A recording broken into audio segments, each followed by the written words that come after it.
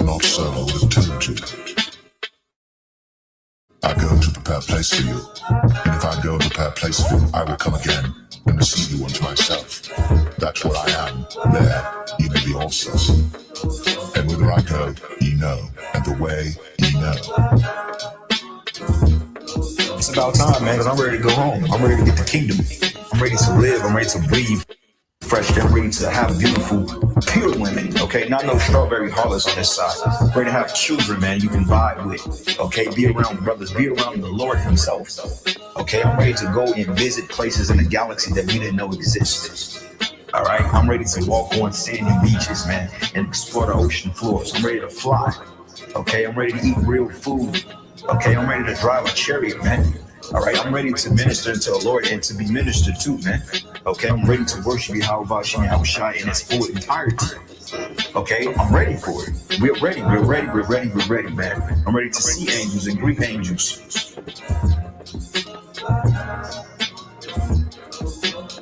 But as it is written, eye hath not seen, nor ear heard, neither have entered into the heart of man the things which God hath prepared for them that love him.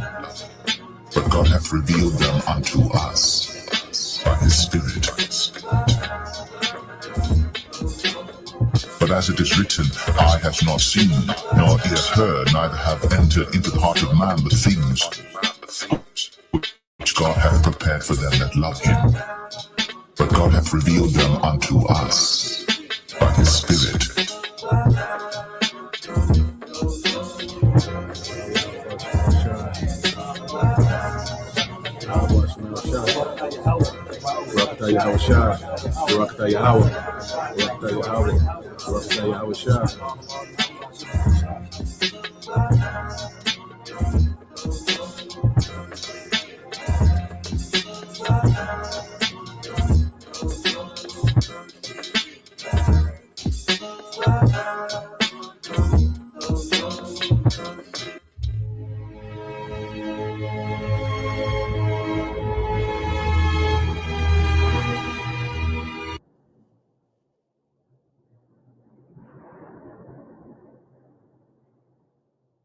The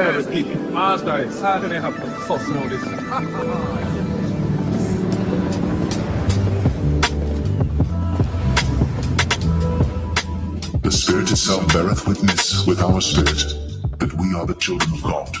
And if children, then heirs, heirs of God, and joint heirs with God. If so be that we suffer with him, that we may be also glorified together. For I reckon that the sufferings of this present time are not worthy to be compared with the glory which shall be revealed in us. For the earnest expectation of the creature waited for the manifestation of the sons of God. For the creature was made subject to vanity, not willingly, but by reason of him who hath subjected the same, in hope, because the creature itself also shall be delivered from the bondage of corruption into the glorious liberty of the children of God. But we know that the whole creation groaneth and travaileth in pain together until now. And not only they, but ourselves also, which have the first fruits of the Spirit, even we ourselves groan within ourselves, waiting for the adoption to it, the redemption of our body.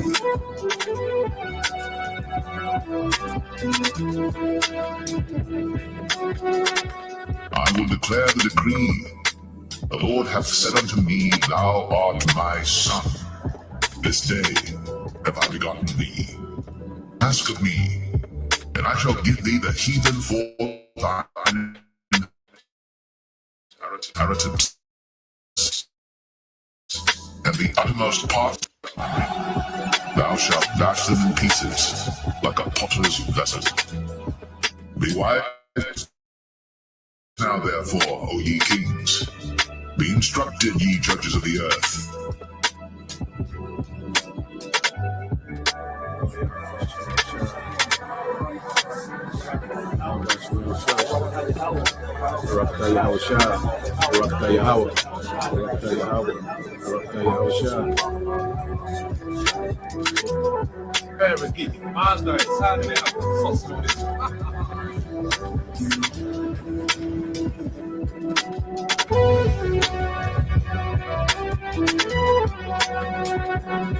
All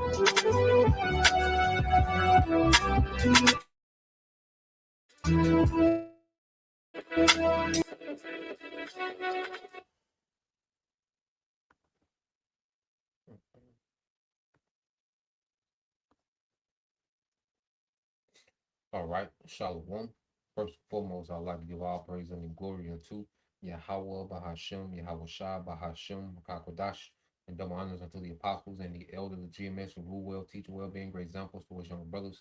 And peace and blessings and salutation to the hopeful lake out there pushing his word in truth and in sincerity across the four winds in the name of Yahweh Bahashem, Yahweh Shah Bahashem, Kakodash, pushing to get up out of here. Shalom to the hopeful lake, the believers, the listeners whom have came back to the obedience of the scriptures through faith in Yahweh Bashim Al Shai.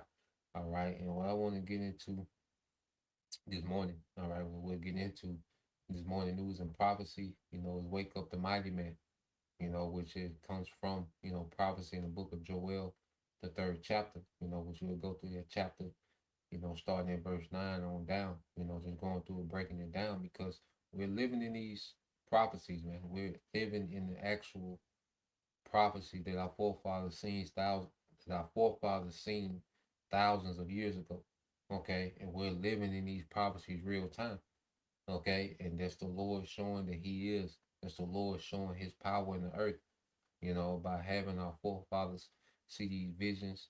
Have these things scribed down and recorded in a book. Okay, the collection, because if you go into the Bible, it's filled with a collection of prophecies. It has history, it has accounts, it has parables. Okay, it has the gospel, the epistles. Okay, and all these things speak to the power of Yahweh Bashim Al Shai. Okay, so as we're looking at what's happening in the planet Earth, well, there's a book that explains these things to a T.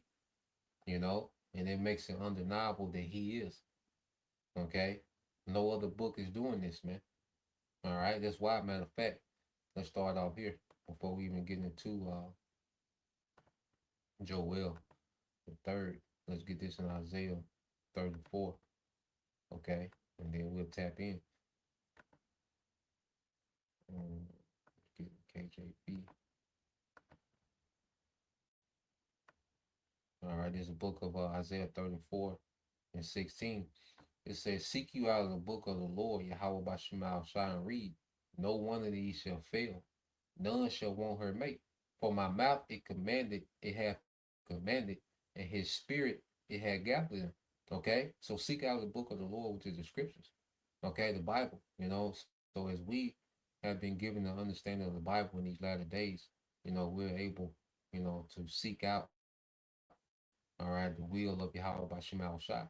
We're able to be informed on what the Lord is doing in the earth, man. All right, and we're living in a transition of kingdoms, man. And Esau, Edom, he's done. He's finished. This age is finished. This world is finished, man.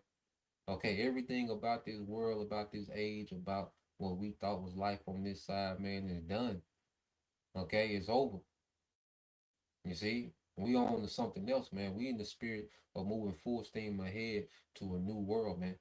Okay, to a new age of righteousness, man.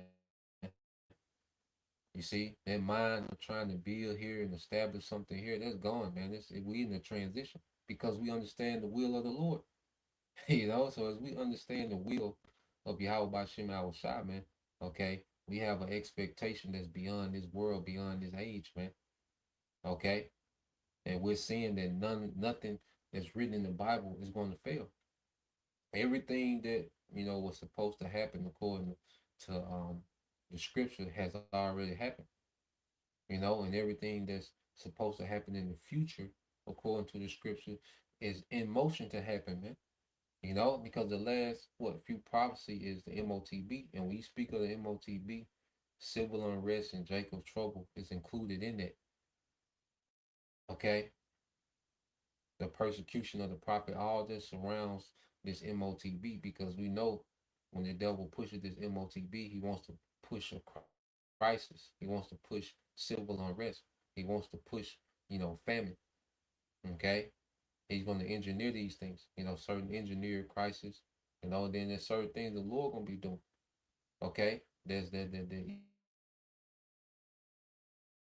So we know that that surrounding the MOTB, that you're going to have the fulfillment of Jacob's trouble, famines, civil unrest, pestilence, okay, and the persecution of the prophets, man. You see?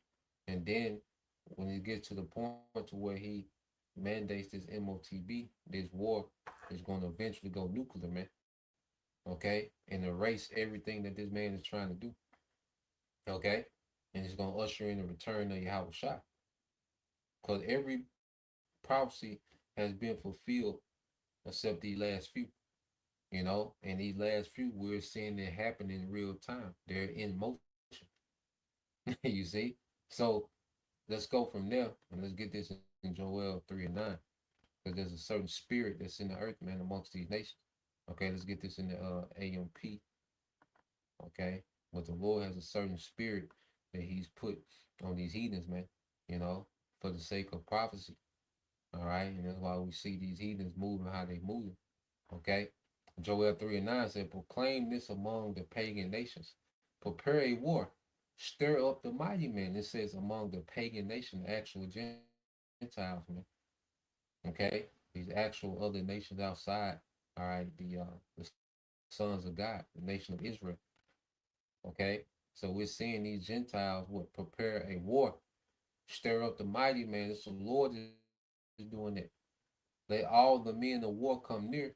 Let them come up. This is the Lord is doing that. So we're seeing the spirit amongst these mighty men to stir it up.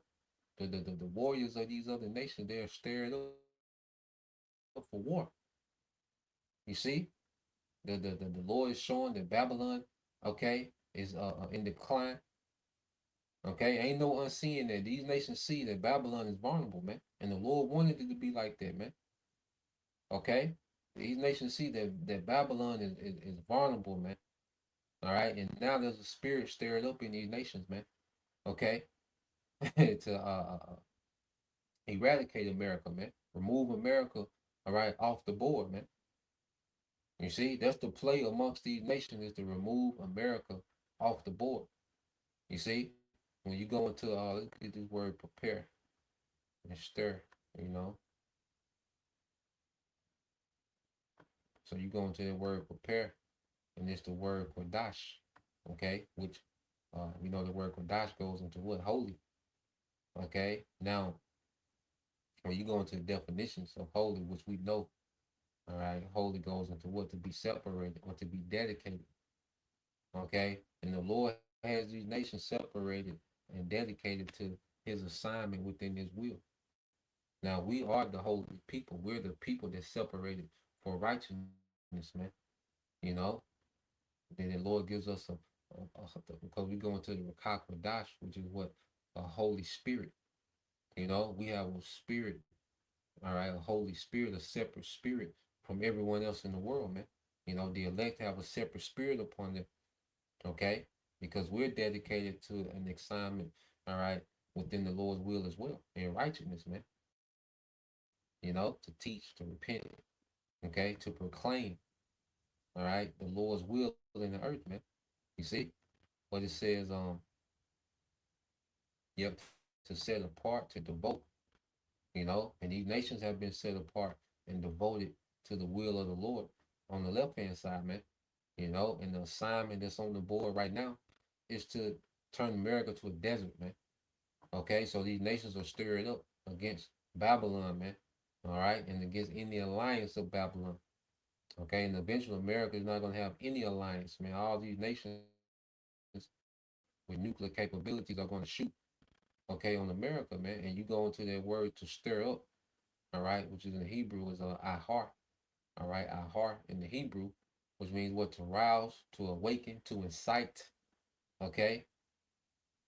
You see, so the Lord has these nations, awakened, they're excited, okay, they're roused up, okay, and it's gonna be headed by who? The Medes, which are the Russians. That's why when you can go into Isaiah 13, okay, let's get this in Isaiah 13, okay, and this is what we're seeing, playing out. Isaiah 13 and 17, it says, behold, I will stir up the Medes against them, which shall not regard silver, and as for gold, they shall not delight in it. Yeah. You see? So the Medes, which are the Russians, which is the chief prince, all right, Magog and Ezekiel 38, they're stirred up. Okay, and these nations that are allied with Russia all are being stirred up, man. Okay, and you go into it, that word I will stir up is the same word. Okay, our heart, which is what? To arouse oneself, to be roused. Okay, to be excited. You see, these nations have been roused up, man, by the spirit of Yahweh Bashim al Shai to fulfill prophecy, man. Okay, there's no fear of these nations against Babylon. All right, go here to Isaiah 21, and we get this in the I think the NLT, Isaiah 21. Okay, Isaiah 21 and 2 says, I see a terrifying vision. I see the betrayer betraying, which is all right, America, and your destroyer destroying America, man, through his economy and his military, man. But the Lord has it to where America's all right, military and their economy doesn't have an effect on prophecy, man. You know, for the longest, all right, America has been able to um, dominate the earth, you know, through its military and its economy, this petrodollar system, man. Okay, but the Lord is setting it up to where it doesn't have an effect on these nations as it once has, and these nations are able to wage war despite sanctions. Okay, despite American military force. Okay, they're still able to wage war, man. You see, it says, "Go ahead, you Elamites, all right, Iran and Medes, Russia, attack and lay siege. I will make an end to all the groaning, all right, Babylon has caused." Okay, so no more of these nations just complaining, and going to the UN and complaining, and you see, dropping, statements of disapproval, okay, about America. No, they're taking action now. Now action is being taken. See, now they're beginning to talk with conventional war, and eventually this conventional war is going to go into a nuclear war, man. Okay, as we see this devil, you know, rolling out this new world order. Okay, as this war is constantly escalating, man. Okay, with more nations getting more directly involved. Okay, we are in the makings of a world war. Okay, on every region, on every hemisphere of the world is going to be affected by this war, man. Okay, so we're seeing this war expand, and it's all prophecy, man. Okay, so let's go back to Joel, the third chapter. It's back in the AMP. Okay, we just read down Joel 3 and 10. It says, "Beat your plowshares into swords and your pruning hooks into spears. Let the weak say I'm strong." Okay, and what we're seeing is nations that were considered irrelevant now. All right, they have weaponry. You see, to make a to to make noise now. Now these nations have weaponry. These nations that was once considered irrelevant, now they have the military technology, all right, to be effective in war. Okay, and who did that? The Lord. Okay, for the sake of prophecy, man. Hurry and come, all you surrounding nations, and gather yourselves there. Bring down, O Lord, your mighty ones, the angels, your warriors. Okay, because eventually, what Yahweh Shai and the angels are going to get into this war, man, and that's going to be the end of the war. You see, that's why you get to verse 12. It says, "What? Let the nations be stirred to action and come up to the valley of Jehoshaphat, which is Yahweh Shaphat, the place of Yahweh's judgment, man." Okay, in their region, that's the hotbed of all this contention. Okay, what they call the Middle East, which is really Western Asia. Okay, it said, "For there I will sit to judge and punish all the surrounding nations," and that's Yahweh Shai and the angels. Okay, coming to punish the heathens, man, all of them. Okay, so as we're seeing, America being written out the script. All right, these nations are gonna take America off the board. Then Yahweh Shai is gonna come and take all these other nations off the board, man. Okay, and then the earth is gonna be given unto the elect of Israel, man. That's gonna be literal, man. When the scripture says, well, the meek shall inherit the earth, that's going to be literal, man. And it's going to be post World War III. Okay? When Yahweh Shai has put down all dominion and rule of the heathen. Okay? At the end of this war. It said, put in the sickle of judgment, for the harvest is ripe. Come tread the grapes, for the wine press is full. The vats overflow, for the wickedness of the people is great. Yeah, wickedness has reached a peak. You see, the Lord already had a set measure for wickedness, all right, to reach in this current age, man. And we're getting close to that point. And that's why the war escalate. Because wickedness is getting to the point where the Lord's going to cut it off, man. That's why he's allowing this war to escalate like it's escalating, man. Okay? Because the ultimate judgment is Yahweh Shai coming back in the midst of this war. That's the ultimate judgment, man. Okay? And it says, verse 14 said, multitudes, multitudes in the valley of decision, judgment, okay? For the day of the Lord is near in the valley of decision, all right, where it says when judgment is executed, man. You know? So we're coming into the time, all right, the Lord to make his final decision in the earth. See, the Most High is the judge. Yahweh Shai is going to come execute that judgment, man. And the judgment is all these heathens, all right, the militaries are going to be destroyed, their governments are going to be destroyed, and they're going to go into captivity. That's the decision. He's going to deliver a remnant of his people. That's the decision that comes from on high. And Yahweh Shai is going to come and execute that decision in the earth, man, at the climax of this war. Okay? Verse 15, the sun and moon, all right, grow dark. Yeah, we know the sun and moon goes into wisdom and understanding. Okay? And the judgment continues to take hold.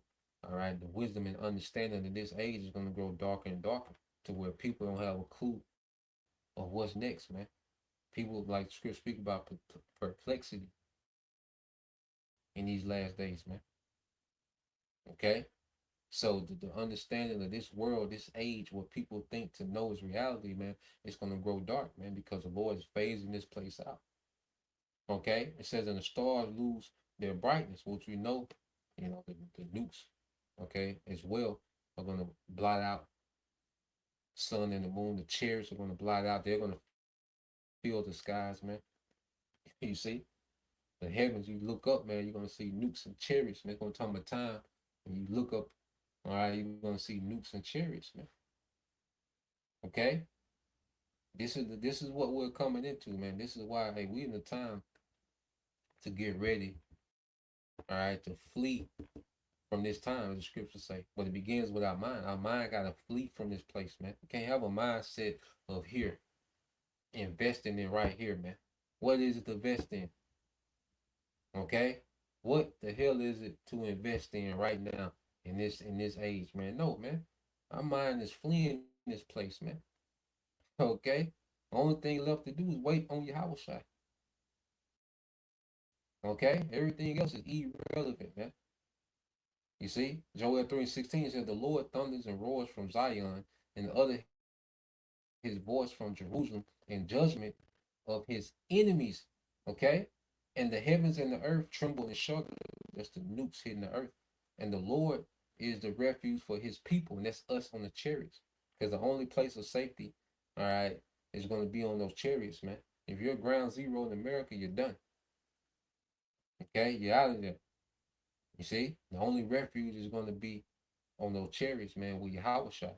It says, in a stronghold of protection to the children of Israel. Wait a minute. So that shows you that salvation is for one nation. Okay? It says in a stronghold of protections. So those chariots are only for Israel, for the salvation of the elect of Israel in this time, man. Okay? Verse 17, it says, then you will know and understand fully that I'm the Lord, your power. Okay, we're gonna, man, we're gonna understand mercy on another level. We're gonna understand he is on another level. When we're changed and on those chariots as America being destroyed in that moment, man. And that's what we're striving to get to. That's what our eye is single on. That's why Yahweh Shai said, keep your eye single. Don't have all these other distractions and trying to have this going on and that going on. Nah, man, our eye is single. Okay? To be on that chariot in those new bodies, watching America being destroyed, man, we're going to fully know that he is. and that he is our power. Okay? It says, dwelling in Zion, my holy mountain, then Jerusalem will be holy, which is separate. Okay? This is going to be because the Lord, uh, only Israelites are going to be changed. Okay? We're made separate and different from all these other nations, man. Okay? And when we come back down into the earth, you see, it's only going to be Israelites, okay, dwelling in that land, man. You see, these heathens will only be there to build it up, okay? But as far as dwelling in that land, and then they're going to know, Chris, and have their way with our land, you know? That'll never happen again. This is that last captivity. We need last moments of captivity, and then we're released forever, man. Okay? We've been in all these different captivities throughout, history. And now we're in the last moments of our final captivity, man. Ezekiel, Lamentations 4, 21, 22. You see, it says, in that day, the mountains will drop with sweet wine, all right? And that's the mountains of Israel, the government of Zion, Yahweh Shai, and the first fruits. Okay, and that sweet wine is going to be the doctrine of righteousness, man, the law, statutes, and commandments, the wisdom of Yahweh Bashim al Shai.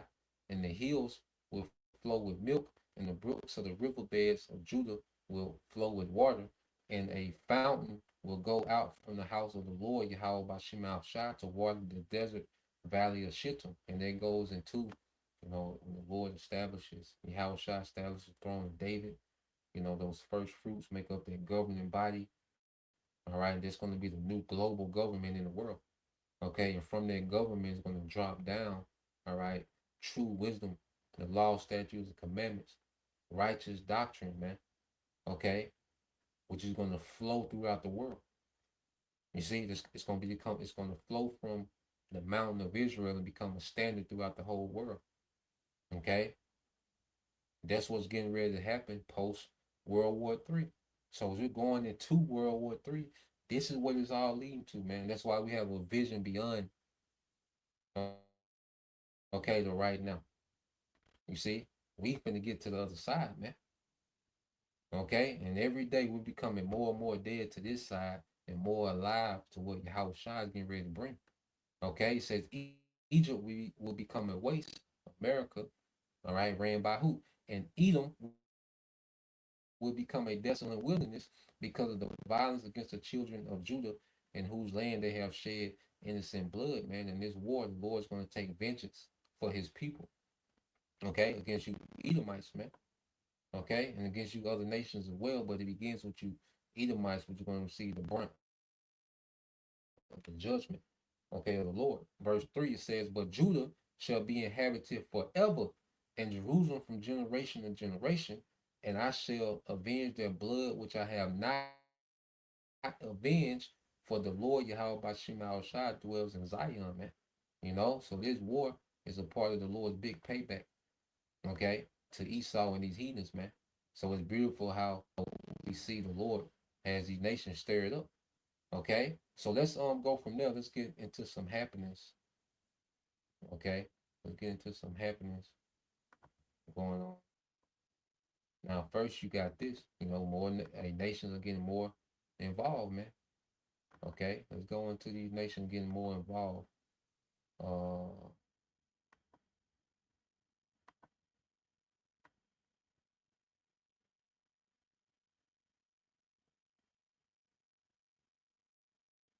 Let's go here. We've been speaking of let's play these two. Let's get this one first.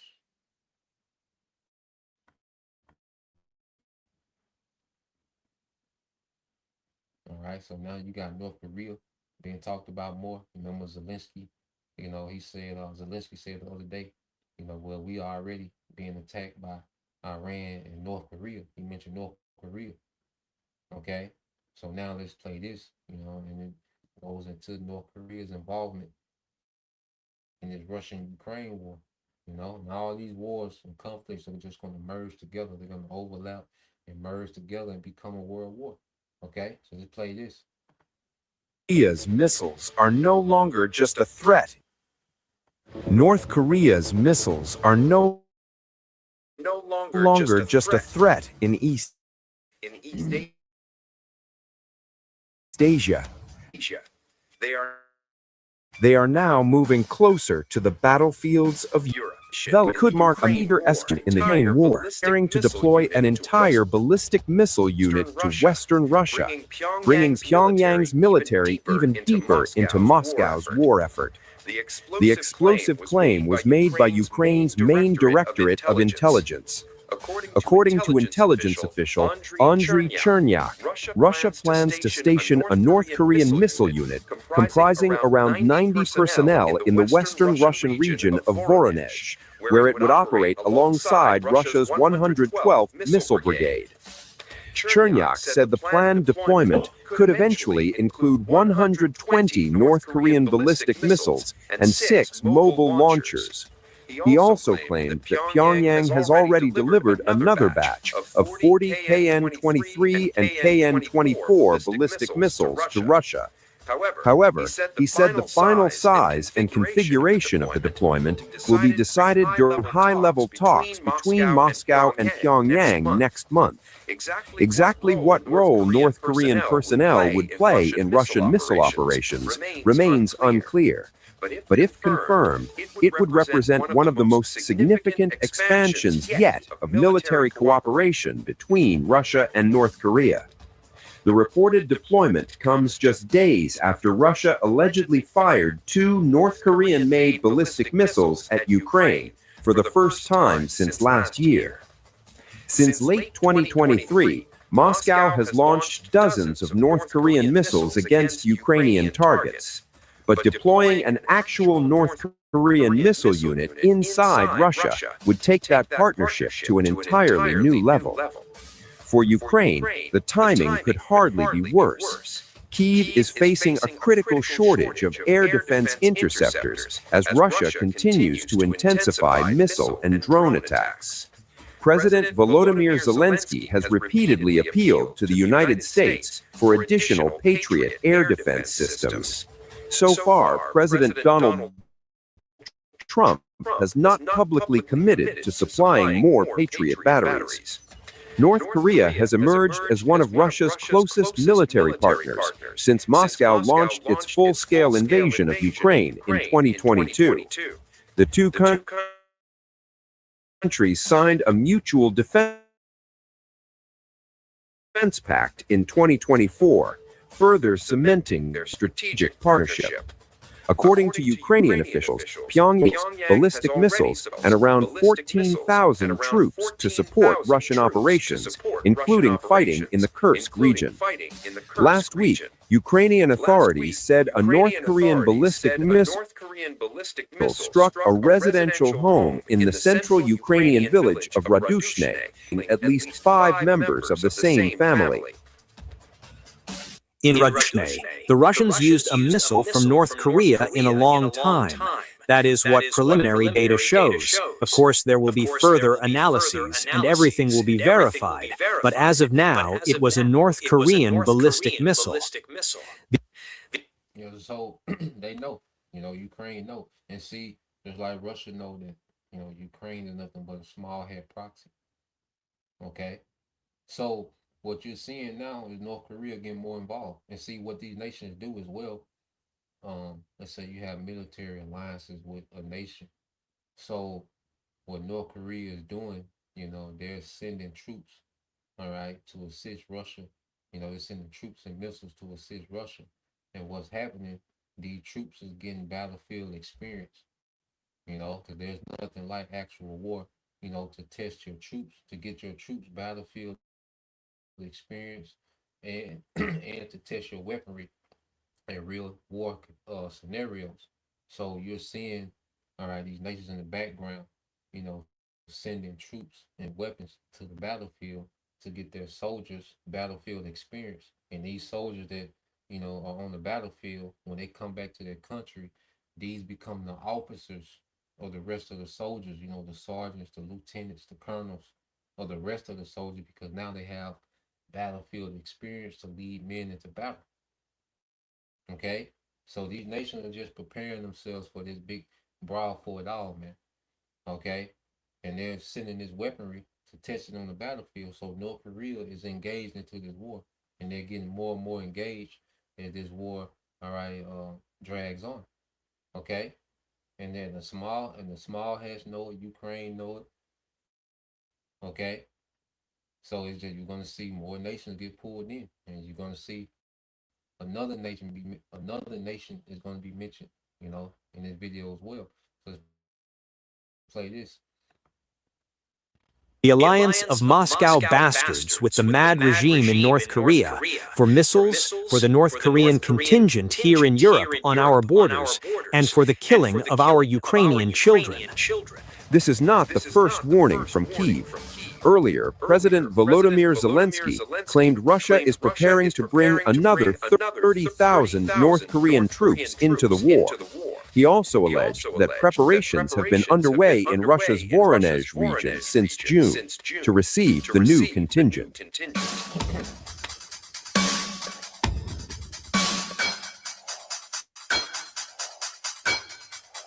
We also see Russia's cooperation with North Korea.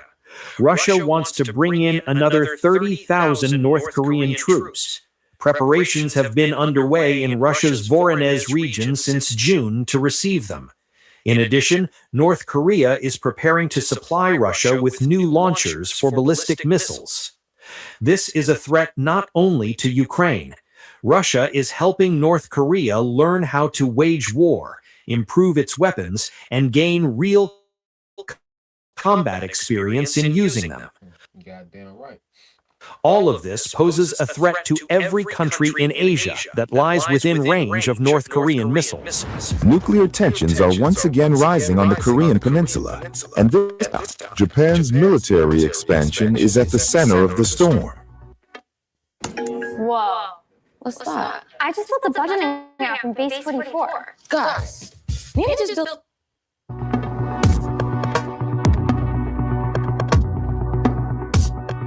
North Korean leader Kim Jong-un's influential sister, Kim Yo-jong, has issued a chilling warning to Japan after Tokyo test-fired a US-made Tomahawk cruise missile. In a statement carried by North Korea's state media, KCNA, Kim warned that Pyongyang would adopt additional military options in response to what she described as Japan's transformation into a military power. Kim branded Japan a war criminal state, accusing Tokyo of exploiting the current geopolitical turmoil to rapidly expand its military capabilities. She alleged that Japan is abandoning its post-war defensive doctrine and transforming its self-defense forces into a military capable of launching preemptive strikes and conducting overseas combat operations. But Tokyo was not the only target of her criticism. Kim also accused the United States of fueling Japan's military buildup by supplying Tomahawk cruise missiles, modifying Japanese naval vessels to operate them, and supporting Tokyo's missile testing program. The U.S. is behind these dangerous military moves by Japan, she alleged. Kim warned that North Korea would respond in ways that would make Japan feel that its security has been exposed to greater danger. In one of her strongest warnings to Tokyo in recent months, she declared, "We should make it regret." Kim, who heads the Information and Policy Records Department of North Korea's ruling Workers' Party, said Japan's growing arsenal of long-range strike weapons places North Korea and other neighboring countries within striking distance. She added that Pyongyang will set up additional military options, though she did not elaborate on what those measures could involve. Yeah, man. So now you have Japan, they tested an American Tomahawk missile, and Kim Jong's sister, told them basically nigga, what y'all preparing for? Like what y'all on? So now you got North Korea taking shots at Japan, which Japan is what an ally of America. Okay, so North Korea is pretty much telling Japan, nigga, don't get cute out there on that little island. Okay, because North Korea got something, and what these nations see is that these missile defense systems ain't what America hyped them up to be. So really, Japan is unprotected. Okay, if Japan, get cute with North Korea, it's gonna get bad quick. Okay, so North Korea, like, I don't know, what the hype is, but don't do that. Okay, but you just see more nations is getting pulled into this narrative, man. It's a ripple effect, you know, and it's gonna be a war in every region. So let's go from there. Um, so now North Korea is being talked about more, and Japan, and they done tested American Tomahawk missile. Okay, North Korea took that as a shot, like, okay, because you got different regions, because what we seeing now in the main theater of war is what America calls CENTCOM, Central Command, and that's over there in the region of Iran, the Middle East, okay, in that region, okay. But this here is what you call Pacific Command, or what they call PACOM. You see, with control, which dealing with China, Korea, Vietnam, Japan. You see, so now you have all these different theaters of war, okay, that's starting to go hot, starting to get more active, man. And that's the Lord stirring up the mighty man. Okay, so let's go from there. Um, let's get this one here.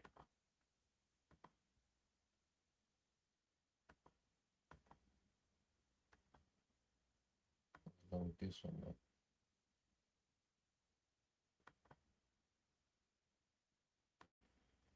A couple more.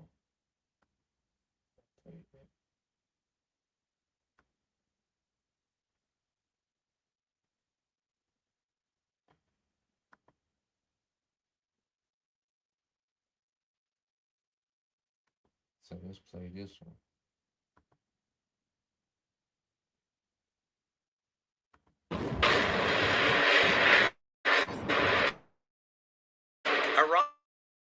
Iran says its Air Force carried out far more than a retaliatory bombing mission when two SUs.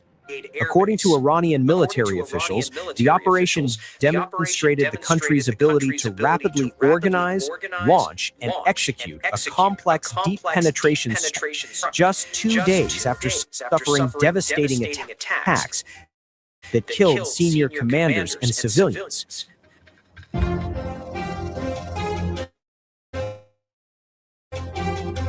Iranian officials say the Su-24 aircraft departed Shahid Durran Air Base on March 2nd, flying at an altitude of less than 30 meters above the Persian Gulf before striking Al Udeid Air Base. Such ultra-low-level flying is regarded as one of the most demanding combat aviation techniques because it minimizes radar detection while placing enormous pressure on pilots navigating at high speed. So just to explain what's happening, showing you how the war is transitioning. So as the war goes on, America is becoming less capable, but Iran is becoming more capable.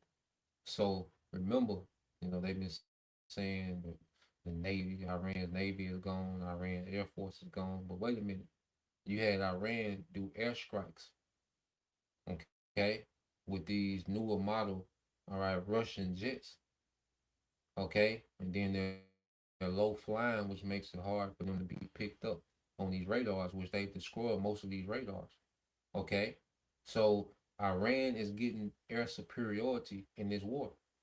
Okay, to where they're able to fly all the way across the Persian Gulf, do airstrikes in Qatar, and go back to Iran unscathed. America can't do that.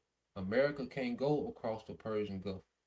Okay, because they've been losing aircraft because they go into, all right, the kill zone of Iran's air missile defense systems. Okay, but what we're seeing is the Gulf is being opened up because they're destroying radars, these THAAD systems. America's low on these PAC-3s, okay, Patriot projectiles. So now Iran is being able, they're testing the water and they're flying across the Persian Gulf into these Gulf countries, and they're able to let off their munitions and then come back, man. Okay? So what we're seeing is Iran is becoming more capable militarily in this war, and America is having to leave and bases have to retreat, further back into the west, while Iran is coming more to the east. Okay? So America is losing major ground in this war, man, and this is just the first phase with Iran. It only gets worse, man. So when I seen this, I said, oh, the war is making a turn. Because you can look at it and be like, oh, no. The fact that Iran can send fighter jets into the Gulf and come back, fly over these Gulf, countries and fly back. You see? That's a major turning point into how this war is going, man. All right, so let's play a little more.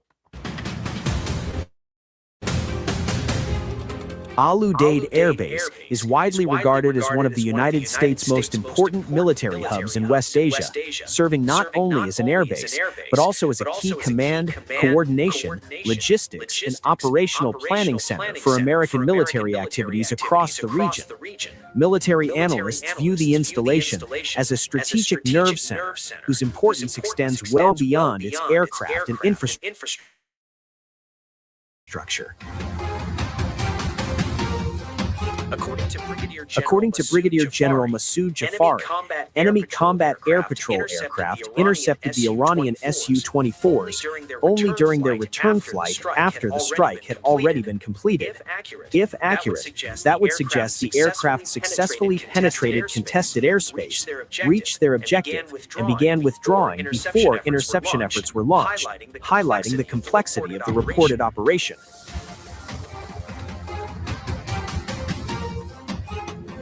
Iranian officials argue that the mission's greatest significance was not the strike itself, but the speed with which it was carried out after a major attack on the country. They say it reflected preserved command cohesion, sustained operational readiness, and the ability to continue military operations under crisis conditions, while signaling that combat effectiveness depends not only on aircraft numbers, but also on planning, decision-making, and the capacity to maintain operational momentum. The Middle East crisis has taken another explosion. Yeah, so now you have, Iran doing airstrikes, man, and they're doing it in these newer model Russian jets, man. Which Russia has, the fastest jets. Now America has the most jets, but Russia has been able to, what you call, fifth generation. I think they're on fifth generational fighter jets. Okay. And it goes into, their capabilities. But Russia has some very advanced fighter jets that Iran has, man. Okay? And the war is changing.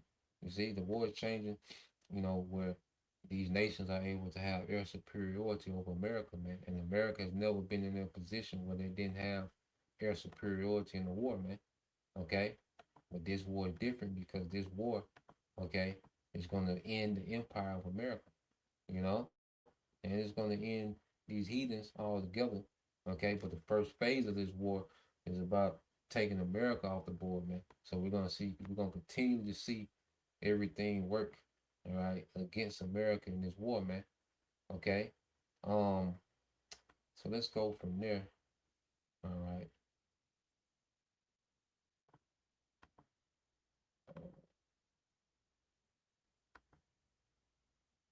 Because now you even have, Turkey, you're starting to hear about them more and more, so let's play a little bit of this concerning Turkey, because they're a NATO country, but they're going to flip according to prophecy, man, and it just shows you that prophecy triumphs these agreements, and these little contracts and, alliances that these nations have with one another, prophecy reigns supreme. So let's play this. A stunning geopolitical twist is unfolding in the Middle East, with a key NATO member now reportedly preparing to host critical Hamas operations. According to fresh reports, Turkey is set to become the new base for much of the terror group's clandestine activities after Qatar tightened restrictions on Hamas leaders. The reported move is likely to trigger fresh questions over Ankara's regional role and could complicate Washington's efforts to isolate Iran-backed groups. Hamas is reportedly preparing to relocate of its behind-the-scenes operations from Qatar to Turkey in what could mark a significant strategic realignment. According to Israel's Khan public broadcaster, the group's secretive planning, cyber and operational departments are expected to move to Turkey, while much of its public political leadership will continue to remain in Qatar. The reported relocation comes after Qatari authorities allegedly imposed fresh restrictions on Hamas leaders operating in Doha. Under the new directives, senior Hamas officials must now seek official approval before holding meetings in the Qatari capital, reflecting growing direction. Reports suggest Qatar became increasingly dissatisfied after Hamas selected Khalil al-Hayya as its new leader, a figure widely viewed as being closer to Iran than to the Muslim Brotherhood.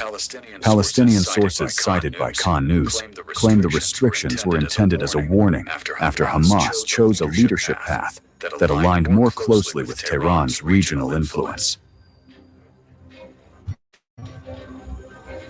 Yeah, man, and that's the main point of that video, just to show, how Turkey is swaying towards the alliance of Iran and Russia, man.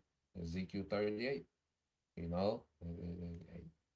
more and more, the prophecies are aligned just as they said they would, just as the Most High, said it'll play out. Okay, so let's go from here. Let's segue, all right, to let's segue here. What these devils now, all right, are putting together with this NWO, because these are the two main prophecies that lead to Yahushua. The MOTB leads to Yahushua, and this Third World War leads to Yahushua, man. And these are the main two prophecies, okay, that's left, to play out, and with them you have other, prophecies, like I said, the civil unrest, the pestilence, the famines, okay, it's all tied in together, okay. So let's go here. All right. So you have, and people, okay, because what's becoming the main talk is this infrastructure. The devil, he's trying to ease this infrastructure. He's been building it for decades. Okay. The infrastructure for this new world order. Okay, which is the infrastructure, the data centers needed to compute data real time. Okay. Because as he wants to merge people with technology, well, he needs to be able to compute this data, all right, real time, dealing with facial recognition, okay, this new economy, which is going to be a digital currency, okay, and then to be able to, have programmable money, where he needs a lot of computing power, and that's why we see an uptick in data centers, okay, and to be able to monitor everything, he needs what? All right, surveillance infrastructure. That's why we see an uptick in the flop.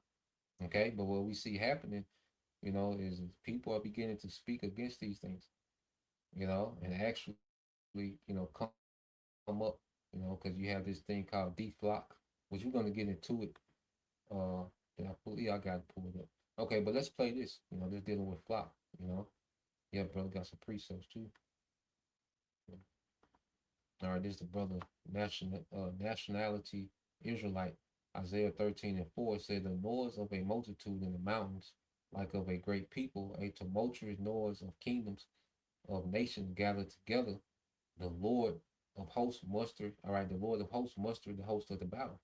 And that's these great people are these nukes, because what we're seeing with this war, all right, we know eventually it's going to go nuclear. We're just seeing conventional war and nations being added to the war, but eventually it's going to go nuclear, and it's the Lord that's mustering the battle. All right, it's the Lord that's agitating these nations to get involved in this war. Okay, and it says they come from a far country. All right, from the ends of heaven, yeah, from the eastern hemisphere. These missiles are going to come from the eastern hemisphere, man. over into the Western Hemisphere. The scriptures speak about the arrow shot to the end of the earth. It said, even the Lord and the weapons of his indignation, yeah, these are the weapons of the Lord's anger to destroy the whole land. That's the whole land of Babylon, man. All right. And these are the times, okay, that we're in. These events are leading to, all right, that ultimate judgment, which is nuclear war in Yahushua. Okay. And in the midst of this, the devil, he's trying to roll out this new world order. So let's play this. And he's been troubled on every side. This plays a part in him being troubled on every side because things are beginning to work against him, and he's having to move faster than he wants. Okay. So the mass spread of flock cameras across the country has increasingly become an issue of deep concern to Americans. There's one organization that has sprung up called DFlock, which you can go to their website and you can see a map of where all the flock cameras are located. They're doing sort of standard First Amendment. The Flock CEO was asked about this group, and he labeled them as a terrorist organization. Let's take a listen. You've got organizations like the ACLU and the EFF who take an above-board approach to fight for their point of view.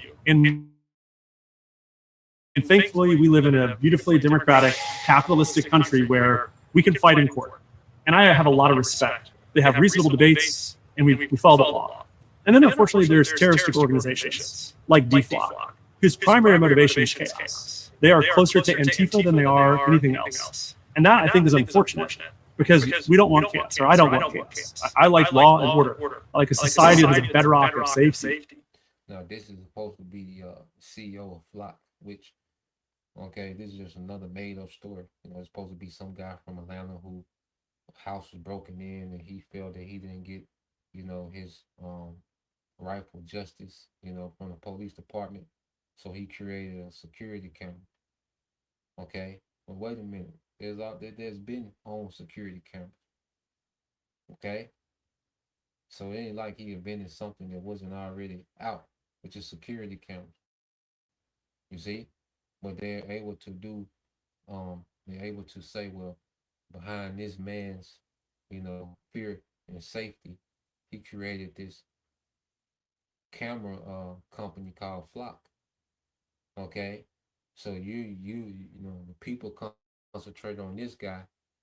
Okay, and Flock technology spreading throughout the country. They even have Flock camera drones now. Okay, so you're just looking at this man and his violin story. Okay, about his house being broken into. Okay, so he needed Flock cameras. He needed security cameras. So let's just put cameras everywhere in America, to make it one big safe place. And that's the narrative that they running with this Flock CEO. Okay, but what is he pushing? Okay, the propaganda of the government. He's saying people that's against Flock, they're aligned with Antifa, which they made Antifa the boogeyman, which Antifa goes into anti-fascist. Now, when you go into anti-fascist, these are all the governments that the American government demonized, okay, for decades. Okay, the Hitler regime was looked at as fascist. Mussolini in Italy was looked at as fascist. Stalin in the USSR was looked at as fascist. Okay, even today, North Korea, communism, all that is linked to fascism. Here it is, the government has demonized fascism. The American government has demonized fascism for all these years, all these decades. But then they make a domestic terrorist group in America. All right, they call it Antifa, which is mean anti-fascism. Okay, and they can do that because people don't understand words. They don't understand what's going on. Okay, they're able to do that with the American population. Okay, because the American population is uninformed. You see, you have a few, that's kicking back against the things that's happening, man. But for the most part, the American population is so uninformed that they able to push these type of propagandas that's very contradicting, man. You see? But yeah, so now they're saying, look, if you're against, this technology, you're allied with Antifa, you're a domestic terrorist. Okay, and this is what he's nothing but a puppet. Okay, this nigga didn't invent a goddamn thing, man. Okay, this is military technology, man. Okay, this technology is an extension of the surveillance state. Okay, it's coming from the top. So for those groups, I think it's just disappointing that they haven't chosen a more constructive mannerism to try to get what they want, which they have a right to have. But that's why we have a democratically elected process, right? Like we're not forcing flock on anyone. Elected officials know that as a community, you want to be safe. I mean, this is complete insanity, Sagar, but it also fits into the rhetorical and legal framework that the Trump admin has set up. It's not an accident that he name checks Antifa here because they've used NSPN 7 and other tools to try to go after these left-wing groups that they label as terrorists. And so he adopts that language to try to, put DFLOC in the same category as these other groups that have been identified by the Trump administration as terrorists. But literally you can. So real quick, let's look at DFLOC. Okay, what they're calling DFLOC.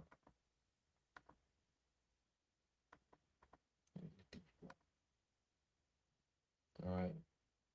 So DFLOC is a crowd or source, open source platform and mobile app designed to map and expose mass surveillance infrastructure, specifically targeting AI-powered automated license plate readers.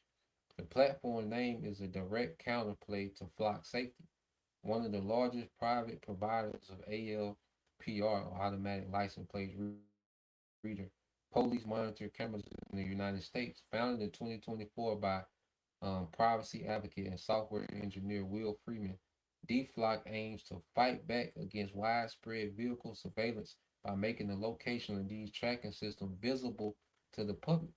Okay, so now they're saying, well, you're doing this. Okay, you're creating, this open source, all right, platform. Okay, that maps out, these flock cameras. Okay, and all these ALPRs, automated license plate reader cameras and AI, surveillance technology. Well, look, you're a terrorist. You're a domestic terrorist, man. And they're just setting it up, to demonize and criminalize a lot of Americans, man. Okay, as they're getting ready to bring in, all right, a new order. All right, this technocracy, this dictatorship. Okay. So let's see. I think it's a little more to play on here.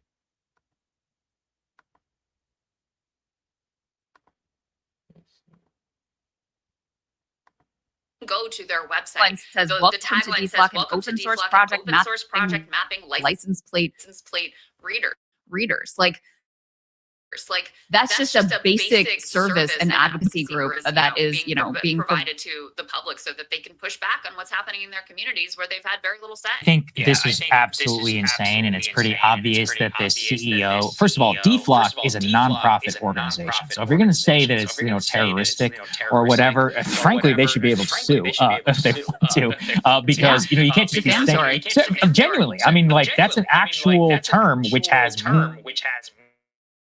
meaning. It's a non-profit organization which is open source, which allows people just to flag this is a terrorist organization because it lets you flag where police officers are whenever they're trying to speed trap you. So let's start with that. The second thing, and I said this, I got such an angry message from a right-wing friend of mine where I said I genuinely would trust a place like China or Singapore to surveil me, to mass surveil me, than I would fly. And I'm about to show you why. Is because it is a for-profit company with very sketchy ability to actually hold to account and is, by the way, not wholly bought in by our democratic system, also with a profit motive. Okay, so you put those three things together, and lo and behold, you have problems that befall all American institutions. Let's go and put this next one up here on the screen. In one California town, Flock misread license plates in 71% of the alerts that it sent to police. Summer 2024, police called a man to discuss a persistent problem with his license plate. The city's AI-powered license plate reader, made up by Flock, had repeatedly misread the plate. 6 times they had sent alerts to the Roseville Police Department identifying the vehicle as stolen or used in a felony crime. Police could see that the Flock software kept confusing 9 for an 8. The car owner said he would take off his license plate cover, and soon after, it happened again. So this guy is getting harassed by the police because the AI license plate reader is not, is not reading his plate correctly. Now, again, if you're going to pay this company all this money, you're going to mount all these cameras in public and at the very least say, could it work? And yet, in this case, it's not working. Oh, second one is that we also know about institutional misuse and abuse. This also happened many times with the NSA with their warrantless spying program. Let's put this one up here on the screen. How rogue officers turned a nationwide camera network into a tool for stalking. Yeah, and that's been, ongoing. Several, police officers that have access to the flock, have turned into a, personal stalking tool, for their wives and ex-wives and, madness, man. Okay?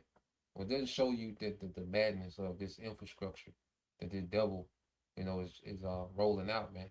And it's gonna be met with backlash, and eventually Esau gonna have to come, with the iron fist in America, man.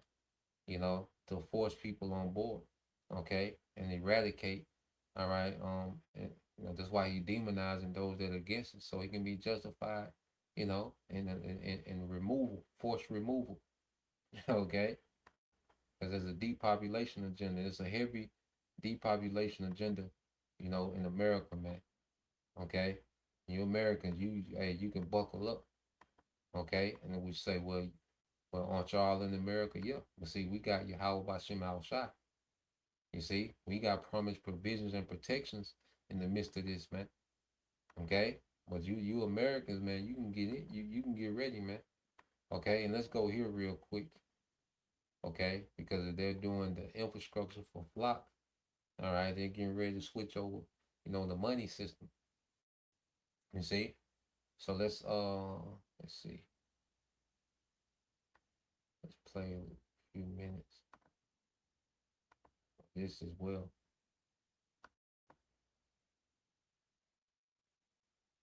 And there's no telling how many, flock drones, that they have.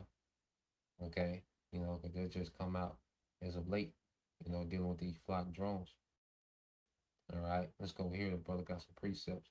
This is brother nationality Israelite, Daniel 8:25. Now this was speaking, of Antiochus Epiphanes, during the time, of the Greek Empire post, Alexander, which he comes out of the Seleucid, dynasty.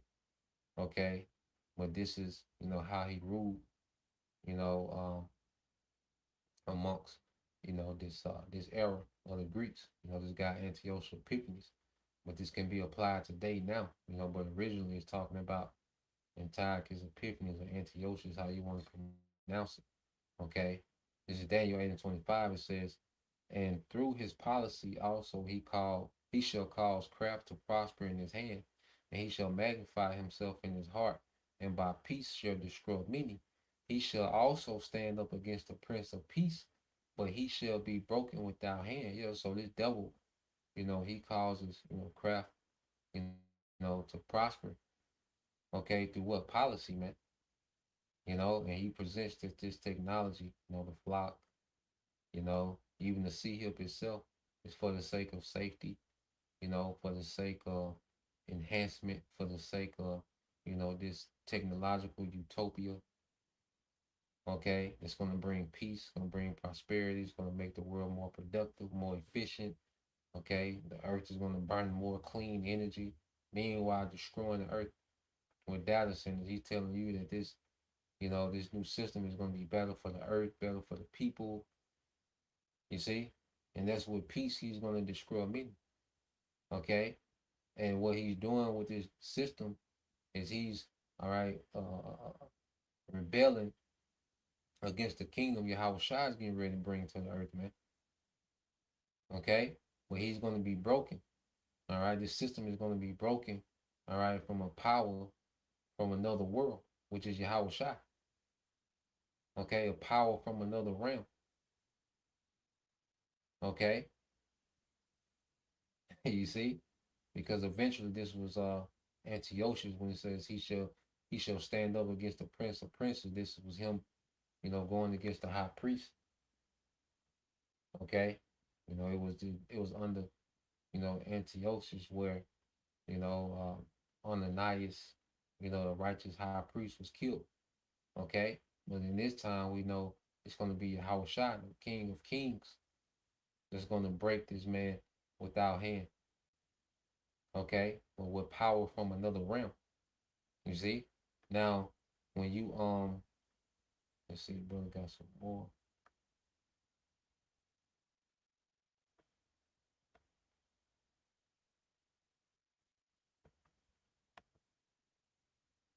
This is the brother nationality.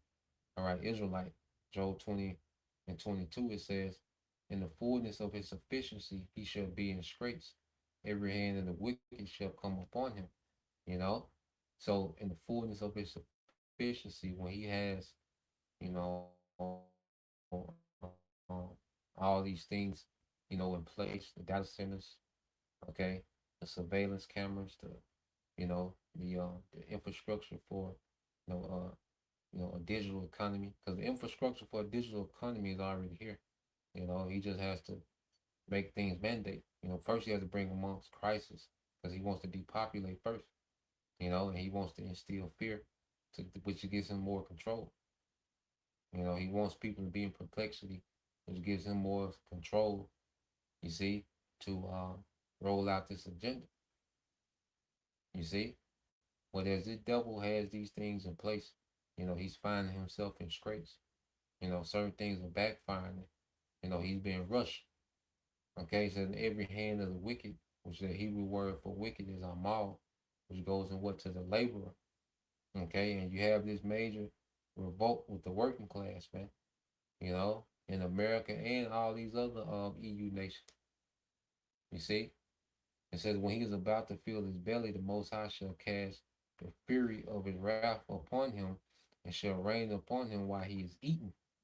Okay, so this devil is going to get to a certain point when the Lord is going to unleash nothing but fury on Esau and these heathens, man. But beginning with Esau. Okay, so as the devil gets closer to his new world order, he's just getting closer to the fury of Yahweh Bashim Al Shai. Okay, as he gets close to the new world order, all the devil is doing is getting close to that fury that the Lord's going to unleash on his ass, man. Through this war going nuclear and the return of Yahweh Shai, okay, which is the climax of the Lord's fury, okay, against his kingdom and against his age. You see, so let's play a little bit of this. This is being built by the central bankers and the people who own and operate the central banks in the Western world. And the way to understand it at the highest level is to appreciate that once the Federal Reserve went into 1913, created a balance of power between the banks running monetary policy and the people's elected representatives running fiscal policy and the executive branch enforcing. So you had this balance of power between the people's representatives and the central bank. What is happening using digital technology is moving to fiscal policy. So we've been told that the American Revolution was fought over taxation with or without representation. What we're talking about when you give central bankers control of fiscal policy is taxation without representation, but complete financial transaction control. So many people say, well, what is that? You know what happened to the Canadian truckers. Their bank accounts were turned off, their transactions were blocked. The people who supported them were blocked. So we're talking about affecting day-to-day control through a financial mechanism. So how does this happen? How do the central bankers build an infrastructure that will let them take over fiscal policy? There are three legs to the digital control grid, and what you need to do is understand them independently, but then how they work together. The first is programmable money, money that can be programmed and can be used centrally to make rules and enforce them centrally without a human chain of command in the middle. Second is a digital ID, because it's very important if I'm going to implement control through digital mechanisms. I need to make sure you're you and Catherine's Catherine. So you need a very high quality digital identification system, which is interoperable globally. And then the third thing you need is the data centers. You need the AI to process enormous amounts of data, and you need all the cameras and other items, including satellites, that you need for surveillance. So essentially, you're creating a system that can do surveillance. I can track where you're going and what you're doing and how you're using and spending your money and your time and your resources. And then I can use that data to create incentive systems that encourage you to do what I want and discourage you from, doing what I don't want you to do, and including essentially threatening to turn off your money unless you do exactly as you're told. And so literally, if this goes into full force, you're talking about moving into a slavery system where your life can be controlled by people who make the rules very centrally and enforce them centrally, bypassing all the current, both the legislature and the courts, and stripping you of any constitutional rights or property rights. So now what they're doing is they're not going to use CBDCs in the United States. What they're planning on doing is coming out with stable coins and digital tokens that are programmable in the same way. It's a public-private partnership, and it's much more terrifying than CBDCs because you have complete non-accountability. If you remember the Twitter government model on censorship, Twitter's saying we're a private company, we're not a government, we're not held to that standard, and the government's telling them what to do, but from behind the scenes, but the government says it's not us, they're a private company that can do whatever they want. So now we're talking about using digital tokens and stablecoins in a public-private partnership like that, which to me is much more frightening. A central bank issuing a central bank digital currency has legal obligations to the Congress, it has legal obligations to the citizens, and it can be required to disclose all sorts of information. In the public-private partnerships that are coming into fruition under the Genius Act, the Clarity Act, and some of the other arrangements, these private parties don't begin to have the same obligation to the citizens that a central bank would. So if you look at the model we're proceeding with in the United States, to me, it's much more frightening than a CBDC. Here's the reality, right? So, like she said, the main three things you need, is programmable money, which is a digital currency. All right. You need the infrastructure, the data centers, okay, and the surveillance infrastructure, okay, and you need what? Digital identity, okay, and all those things are going to be within what? The C-HIP, okay, those three, because the C-HIP is going to tie everything together, okay, because it's going to be the information from the C-HIP that goes into these data centers. When you spend, okay, your digital money, where that information is going to be going through what data centers. When you have facial recognition, the information is going to go through data centers based on the identity of your C-HIP. Okay, so the C-HIP is going to tie, this whole infrastructure, this digital infrastructure together of complete control, man. All right, but we know this devil, he's going to fail. The Lord's going to allow this man, to get to a certain point. Okay, and then he's going to fail. Okay, so when you go into let's get this. The brother got some precepts. The brother servants of Yahweh Shai. All right, this is the book of Psalms, chapter 73, verse 17. The brother servants of Yahweh Shai 144. Until I went into the sanctuary of the Most High, then I understood therein. Yeah, because not knowing the truth and not having understanding and prophecy, man. As you can see, people that have understanding of what's going on to some degree, they're scratching their head when it comes to a solution. You see, But as we get into prophecy, well, we understand the solution because we know what this thing is leading to. We know who's on the way back, okay, to execute righteous judgment. You see, verse 18, surely thou didst set them in slippery places, thou castest them down into destruction. Okay? So Esau, Edom is set in slippery places, man. He's set up for failure, and he's getting ready to be what? Cast down to destruction, man. Okay? Him trying to be the Most High, he's going to collapse under all that weight. Trying to be the Most High, trying to go to war with everybody, trying to control the masses, trying to depopulate, trying to set up this infrastructure. He's going to collapse under all this weight, man. And as he's falling, Yahweh Shai gonna come, all right, with that headshot, take him out of here, man. Okay, it says, how are they brought into desolation as in a moment they are utterly consumed with terrors, man, in a moment. Okay, so in a moment, this devil is gonna be utterly consumed with terrors, man. Okay, so we're looking at, all right, the end of Esau's rulership. Matter of fact, the brother got that. Shalom, bro. Bashima Shah Barakatah. Shalom, brother. So let's go here.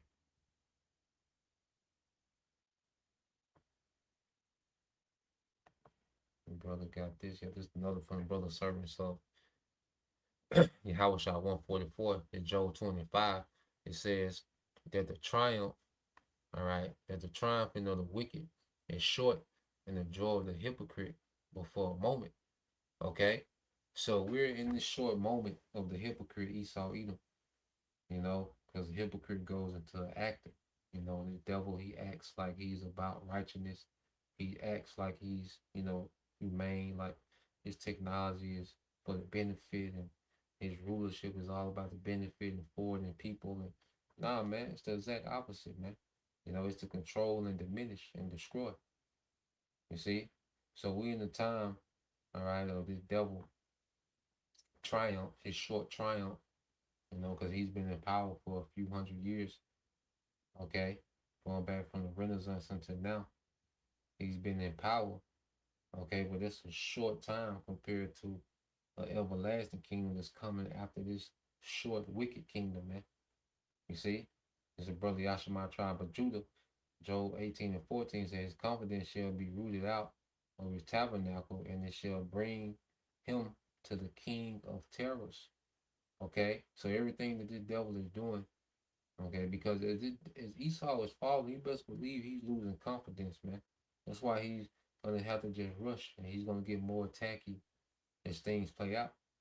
Because the hammer ain't having the effect that it used to have, and the petrodollar doesn't have the effect that it used to have, man.